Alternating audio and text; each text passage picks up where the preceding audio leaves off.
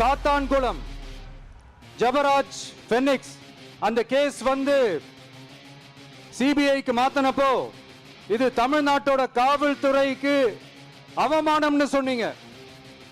இன்னைக்கு நீங்க உத்தரவிட்டதுக்கு பேர் என்னங்க சார்?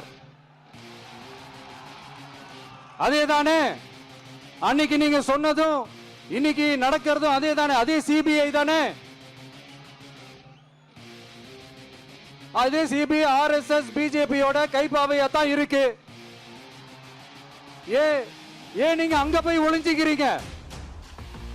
ஏன்னா தமிழக வெற்றி கழகம் டிவிகே சார்பா நீதிமன்றத்தோட நேரடி கண்காணிப்புல ஒரு சிறப்பு புலனாய்வு குழு விசாரணை அமைக்கணும்னு ரொம்ப ஸ்ட்ராங்கா கேட்டிருக்கோம்.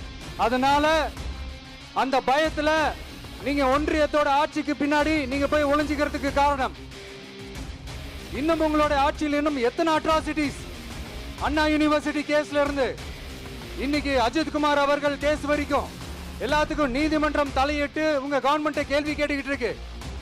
எல்லாத்துக்கும் நீதிமன்றம் தலையிட்டு கேள்வி கேட்கணும்னா அப்புறம் நீங்க எதுக்குங்க சார்? உங்க ஆட்சி எதுக்குங்க சார்? நீங்க உட்கார்ந்து இருக்கிற அந்த சிஎம் பதவி எதுக்குங்க சார்?